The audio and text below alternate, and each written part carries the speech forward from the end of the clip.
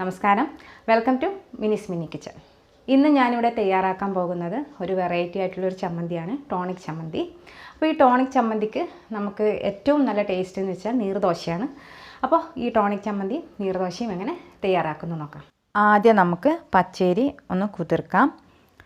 നമുക്ക് ഈ ബൗളിലേക്ക് 2 കപ്പ് പച്ചരി ഇട്ട് കൊടുക്കാം. അതിനുശേഷം നമുക്കിതിലേക്ക് അരി കുതിരാൻ ആവശ്യമായ വെള്ളവും ചേർത്ത് ഒരു 6 മണിക്കൂർ സോക്ക് ചെയ്യാൻ മാറ്റി വയ്ക്കാം. നമുക്ക് രാവിലെ ബ്രേക്ക്ഫാസ്റ്റിന് ആണ് ദോശയാക്കേണ്ടതെങ്കിൽ രാത്രി കിടക്കാൻ നേരം കുതിർത്ത് വെച്ചാൽ മതി. അപ്പം നമുക്കിവിടെ ഒരു 6 മണിക്കൂർ ആയിട്ടുണ്ട്. അപ്പോൾ അരി നല്ലപോലെ കഴുകി വൃത്തിയാക്കി എടുത്തതാണ്. ഇതിന് നമുക്കൊരു മിക്സിയുടെ ജാറിലിട്ട് അരയ്ക്കാം. പിന്നെ അതിൻ്റെ കൂടെ തന്നെ നമ്മൾക്കിതിലേക്ക് ഒരു 1/2 കപ്പ് തേങ്ങ ചിരകിയതും കൂടെ ചേർത്ത് കൊടുക്കാം. പിന്നെ നമുക്കിനി ഇതിലേക്ക് ചേർക്കേണ്ടത് ഉപ്പാണ്. ഉപ്പ് ആവശ്യത്തിന് ചേർത്ത് കൊടുക്കാം. പിന്നെ നമുക്ക് അരയ്ക്കാൻ ആവശ്യമായ വെള്ളവും കൂടെ ചേർത്ത് നല്ല പോലെ ഒന്ന് അരച്ചെടുക്കാം. പിന്നെ നമുക്ക് ഇതിലേക്ക് പച്ചരി മാത്രമല്ല കേട്ടോ, നമുക്ക് ഉണക്കലരി എന്ന് പറഞ്ഞ് നമുക്ക് വാങ്ങിക്കാൻ കിട്ടും. അതും നല്ലൊരു ടേസ്റ്റാണ്. അത് നമുക്ക് ഇതിലേക്ക് ഉപയോഗിക്കാം. അപ്പോൾ നമുക്കിതൊന്ന് അരച്ചെടുക്കാം. ഇനി ഇതിപ്പോൾ നല്ല ഒരു പേസ്റ്റ് ആയിട്ടുണ്ട്. ഇനി നമുക്കിതൊരു ബൗളിലേക്ക് മാറ്റാം. എന്നിട്ട് നമുക്കിതിലേക്ക് ആവശ്യമായ വെള്ളവും കൂടെ ചേർക്കാം.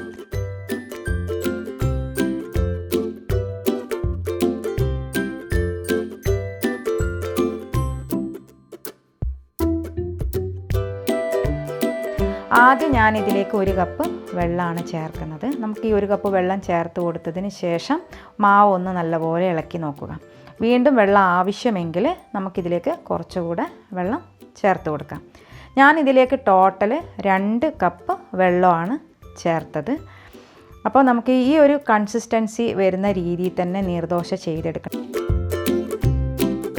ഈ ഒരു കൺസിസ്റ്റൻസിയിൽ വന്നാൽ മാത്രമേ നീർദോശ നല്ല സോഫ്റ്റ് ആയിരിക്കുള്ളൂ. അപ്പോൾ നമുക്കിനി ഇതൊന്ന് ചുട്ടെടുക്കാം.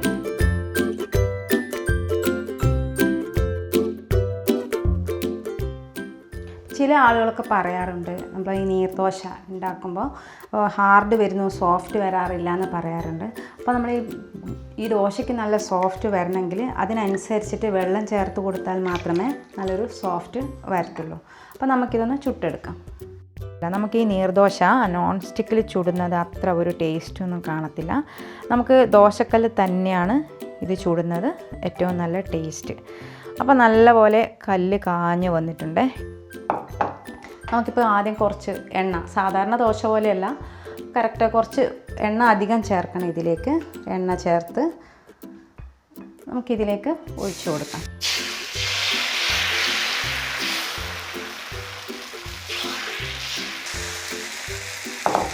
എന്നിട്ട് ഒരു അടപ്പെടുത്തിട്ട് നമുക്കിതിങ്ങനെ അടച്ച് ഒരു 1/2 മിനിറ്റ് സമയം ഇങ്ങനെ അടച്ച് വെച്ച് വേവിക്കാം. അപ്പോൾ നമുക്ക് ഒരു 1/2 മിനിറ്റ് ആയിട്ടുണ്ട്. നമുക്കൊന്ന് ദോശയൊന്ന് എടുത്ത് നോക്കാം.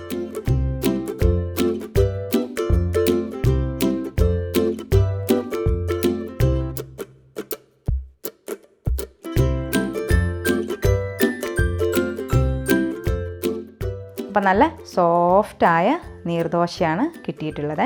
അപ്പോൾ നമുക്കെല്ലാവരും ഇതുപോലെ തന്നെ ഈ ഒരു അളവിൽ തന്നെ ചെയ്ത് നോക്കാൻ ശ്രമിക്കുക. അപ്പോൾ നല്ലൊരു സോഫ്റ്റായിട്ടുള്ള ദോശ കിട്ടും. അടുത്തതായി നമുക്ക് ടോണിക് ചമ്മന്തി എങ്ങനെ തയ്യാറാക്കുന്നത് നോക്കാം. നമുക്ക് ടോണിക് ചമ്മന്തിക്ക് ഇവിടെ ആവശ്യം നമുക്ക് നെല്ലിക്ക എന്ന് പറയുമ്പോൾ തന്നെ നമുക്കറിയാം ഒരു ഇമ്മ്യൂണിറ്റി ബൂസ്റ്ററാണ് നെല്ലിക്ക. അപ്പോൾ നമ്മുടെ ബുദ്ധിവികാസത്തിന് നല്ലതാണ്, നമ്മുടെ കണ്ണിൻ്റെ ആരോഗ്യത്തിന്, മുടിക്ക് എല്ലാം നെല്ലിക്ക നല്ലതാണ്. പിന്നെ അടുത്തതായി നമുക്ക് വേണ്ടത് മല്ലിയിലയാണ്. മല്ലിയിലയിൽ നമുക്ക് പറഞ്ഞറിയിക്കാൻ പറ്റാത്തത്ര വൈറ്റമിൻസ് മല്ലിയിലയിൽ അടങ്ങിയിട്ടുണ്ട്. ഈ മല്ലിയില എപ്പോഴും വേവിക്കാതെ കഴിക്കുന്നതാണ് നമുക്ക് നല്ലത്. ഇതുപോലെ നമുക്ക് ചമ്മന്തിയിൽ അരച്ച് കഴിക്കാം. അതുകൂടാതെ നമുക്ക് മോരും വെള്ളത്തിൽ മുറിച്ചിടാം. പിന്നെ സാലഡിലൊക്കെ മുറിച്ചിട്ട് മല്ലിയില കഴിക്കാം. പിന്നെ പുതിനയിലയാണ്. പുതിനയിലയിൽ ധാരാളം കാൽസ്യം അടങ്ങിയിട്ടുണ്ട്, അയൺ, മഗ്നീഷ്യം, ഇതൊക്കെ നമ്മൾ പുതിനയിലയിലും അടങ്ങിയിട്ടുണ്ട്. പിന്നെ കറിവേപ്പിലയാണ്. കറിവേപ്പില, പച്ചമുളക്, തേങ്ങ, ഇത്രയും സംഗതികളൊക്കെ നമുക്ക് അരച്ചെടുക്കണം. അപ്പോൾ ഇതൊക്കെ അടങ്ങിയിട്ടുള്ളത് കൊണ്ടാണ് ഞാനിതിന് ടോണിക് ചമ്മന്തി എന്ന് പേരിട്ടത്. അപ്പോൾ നമുക്ക് ചമ്മന്തി തയ്യാറാക്കാം. നമുക്ക് ആദ്യം മിക്സിയുടെ ജാറിൽ 1/2 കപ്പ് തേങ്ങ ചിരകിയത് ഇട്ട് കൊടുക്കാം. നമുക്ക് ഇതിലേക്ക് ഒരു 1/2 കപ്പ് മല്ലിയില ചേർത്ത് കൊടുക്കാം. പിന്നെ അതുപോലെ തന്നെ നമുക്കിതിലേക്ക് പുതിനയിലയും 1/2 കപ്പ് ചേർത്ത് കൊടുക്കാം. ഇനി നമുക്കിതിലേക്ക് ചേർക്കേണ്ടത് നെല്ലിക്കയാണ്.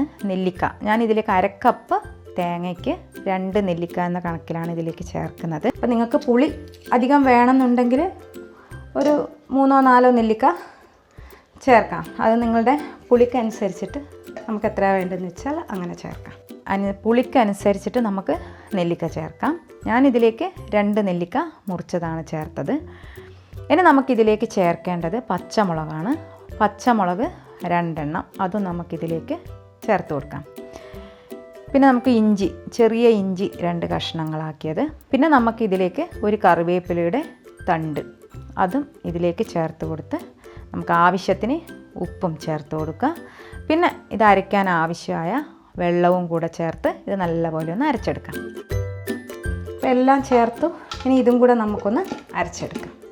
അപ്പോൾ ഇത് നല്ലപോലെ അരഞ്ഞു കിട്ടിയിട്ടുണ്ട്. ഇനി നമുക്കിതൊരു പാത്രത്തിലേക്ക് മാറ്റാം. നല്ലൊരു ലൈറ്റ് ഗ്രീൻ കളറായി വന്നിട്ടുണ്ട് കേട്ടോ. കളറ് പോലെ തന്നെയാണ് ഇത്, നല്ലൊരു ടേസ്റ്റും കൂടിയാണ് കേട്ടോ ഈ ചട്നി. അപ്പോൾ ഇനി നമുക്കിതിലേക്ക് വറവിനാവശ്യമായ സാധനങ്ങൾ എന്തെന്നാന്ന് നോക്കാം. നമ്മൾ ഇതിലേക്കൊരു പാത്രത്തിലേക്ക് ആവശ്യമായ എണ്ണ ഒഴിച്ചിട്ടുണ്ട്. ഇനി നമുക്കിതിലേക്ക് 1/2 ടീസ്പൂൺ കടുക് ചേർത്ത് കൊടുക്കാം. എന്നിട്ട് കടുക് നല്ലോണം പൊട്ടി വരുമ്പോൾ നമുക്കിതിലേക്ക് വറ്റൽ മുളക് ചേർത്ത് കൊടുത്ത് നല്ലപോലെ മൂത്ത് വരുമ്പോൾ നമുക്ക് ഈ ചട്നിയിലേക്ക് ഒഴിച്ചു കൊടുക്കാം.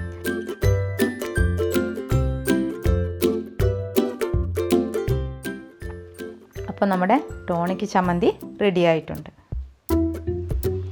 അപ്പോൾ നമുക്കിത് നീർദോശയുടെ കൂടെ ഈ ചമ്മന്തി നല്ലൊരു ടേസ്റ്റാണ് കേട്ടോ. ഇത് ഉണ്ടാക്കാത്തവരാണെങ്കിൽ ഇതൊന്ന് ഉണ്ടാക്കി നോക്കണം. അപ്പോൾ നമുക്ക് ഇഡ്ഡലിയുടെ കൂടെ ഇത് യൂസ് ചെയ്യാം, സാദാ ദോശയുടെ കൂടെ, എല്ലാത്തിൻ്റെ കൂടെയും ഇത് ഈ ടോണിക് ചമ്മന്തി നമുക്ക് യൂസ് ചെയ്യാം. അപ്പോൾ ഇത് എല്ലാവരും ഒന്ന് ട്രൈ ചെയ്ത് നോക്കുക. നമുക്ക് വീണ്ടും അടുത്ത വീഡിയോയിൽ കണ്ടുമുട്ടാം.